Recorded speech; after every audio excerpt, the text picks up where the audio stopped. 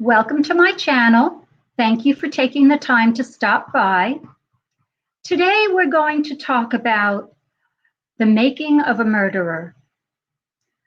Research shows that there are three kinds of mothers that are contributors to the making of a murderer: anti-mothers, uber mothers, and passive mothers. Anti-mothers are typically victims of abuse themselves, having come from brutal upbringings which prevented them from ever experiencing a happy and healthy home life. While the majority of neglected and abused mothers will go on to raise normal families, some will recreate their childhood experiences as adults and become the very aggressors that they had once loathed. For Uber mothers, the issues begin outside of the home, as they usually come from traditional and stable families. They are fiercely protective of their children, and they are determined that they will not be restricted by labels that might have held them back in their past. They are the gatekeepers that hold off the outside world, protecting their child from scrutiny even when the child's behavior becomes deviant. In the Uber mother aspect, we hear Cindy Watts in her interviews bragging about her son's minimal achievements in sports and the fact that they sent him to NASCAR school to become a mechanic. We see the mother manager aspect of the Uber mother in Cindy wanting to be fully involved in her son's legal process and her adamant insistence to be present to supervise his plea or his trial as if he were juvenile rather than a grown man. She does not recognize her son as an adult capable of making his own decisions. And because he is an adult, and because it was his decision to make, why did she believe she needed to be there? The answer is she did not need to be there, but she needed to be there for herself. Passive mothers live in fear of being judged by society. And due to their quiet and subdued nature, when their children show any moral ineptitudes or deficiencies, they will respond with vehement denial. From a psychological standpoint, denial is a pathological, ineffective defense mechanism in which a person faced with a painful fact rejects the reality of that fact. They will insist that the fact is not true, despite what may be overwhelming and irrefutable evidence. There are three forms of denial: simple denial, minimization, and transference. Simple denial is when a painful fact is denied altogether. Minimization denial is when the painful fact is admitted, but the seriousness is downplayed.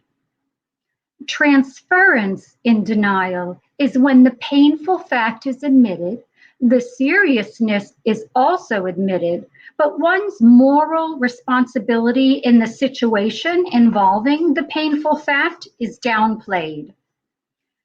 So when a person is in denial, they engage in distractive or escapist strategies to reduce their stress and help them cope. So as such, denial can be seen as an adaptive strategy to protect against overwhelming events and feelings.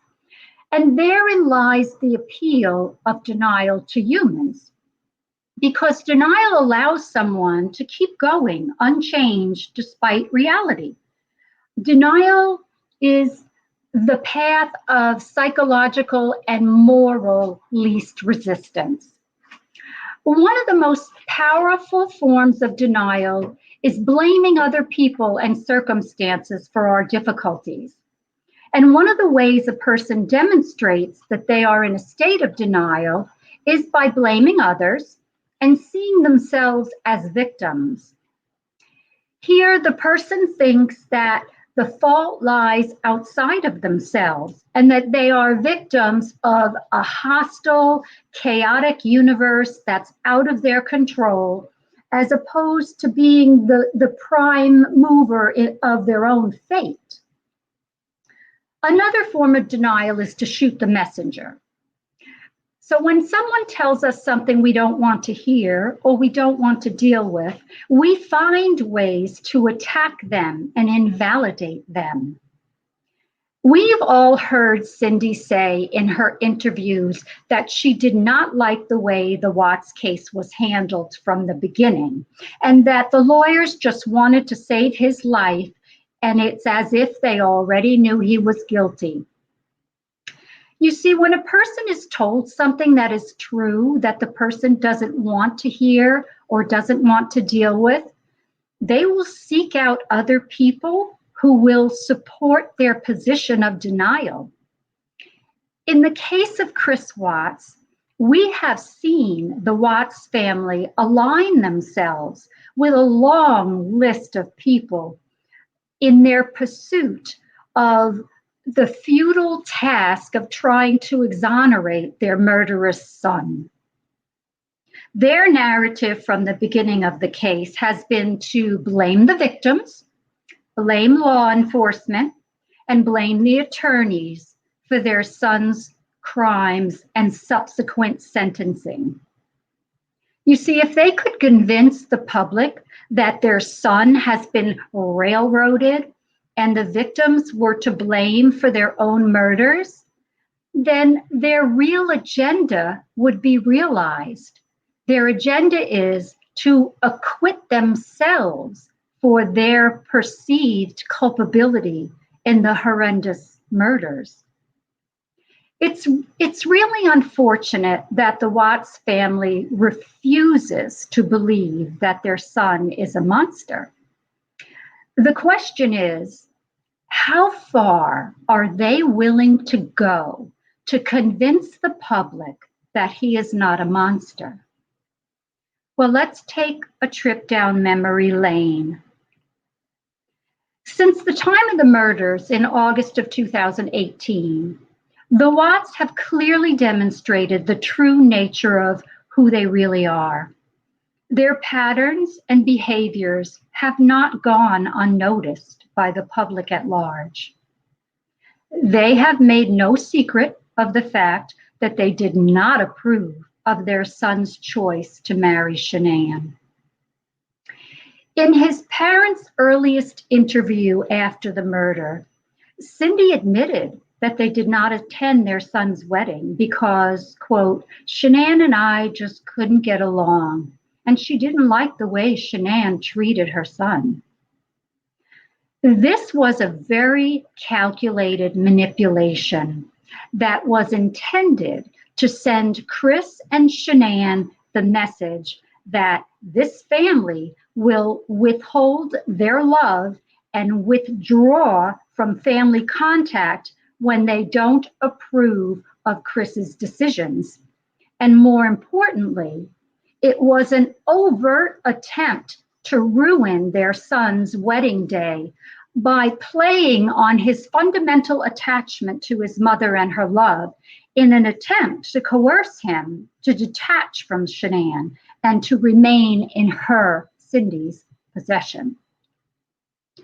Chris likely understood that his mother loved him conditionally, and he learned this from being rejected for any choices that he made in his life that his parents and his family did not approve of.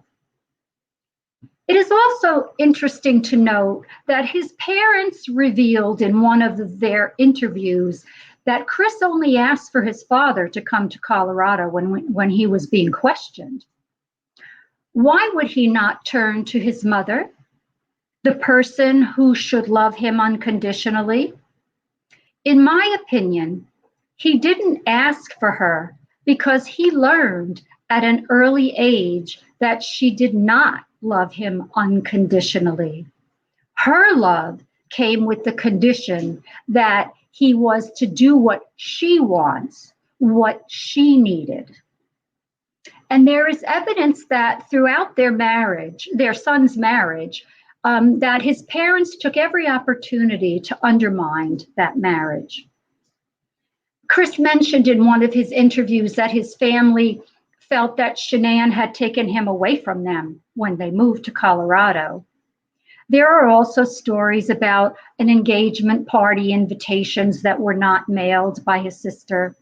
Cindy bringing food that Shanann couldn't eat because it wasn't gluten-free. And let's not forget the infamous Nutgate incident. Cindy and Ronnie have not hidden how they felt about Shanann. In fact, Cindy reportedly told Chris early on in his relationship with Shanann that Shanann will ruin his life. She called Shanann a compulsive liar, a narcissist, and unstable. Since the time of the murders, the Watts family has surrounded themselves with people who will support their dysfunctional narrative, and they have been relentless in their campaign to paint their son as innocent, and as such, this makes them less culpable. More recently, the Watts narrative is being disguised as a nonprofit organization called Fight for Families.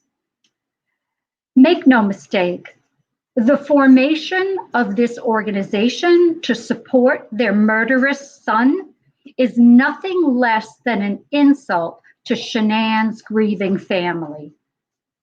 The Watts family continues their mantra that they just want the truth. The Watts, they know the truth, but the truth does not suit them. It does not give them something or someone else to blame. Their overt denial and refusal to accept the truth of what happened can only be referred to as spite. The best way to illustrate the Watts family's capacity for denial is that they have gone to great lengths to prove that they, Cindy, Ronnie, and Jamie, are not responsible for what Chris did. That being said, they are responsible for their own actions.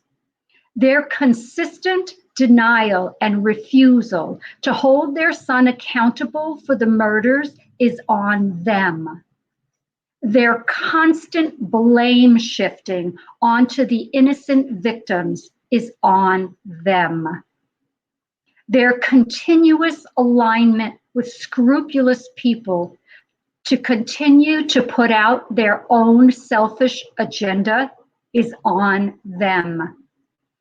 The Watts family, by proxy, have used a long list of people spreading all over social media their agenda, blaming the innocent victims for their own murders, blaming law enforcement, and blaming their son's attorneys for his conviction and incarceration. And in reality, they've only cast doubt about their own character by arguing that they actually are making their son look more guilty. His family has been shameless in their support of their son since the murders. And I think that it's really a shame that their support is being selfishly displayed in an attempt to improve the public's opinion of the Watts family. Chris and his family have a deep-rooted fear of what people will think of them, and his parents don't want to be judged for their son's actions. The Watts family's support of their murderous son is unfortunately too little too late. They should have supported their son and his decisions throughout his lifetime. The Watts family's behavior is steeped in delusion, denial, deflection, and I suspect will end in self-destruction. Lastly, I believe that people may or may not judge the Watts family for Chris's actions, but I can tell you, I am certain that people will judge them for their own actions. Thank you so much for taking the time to watch my video. And if you enjoyed it, please hit the like and subscribe button. I would really appreciate it. Thank you.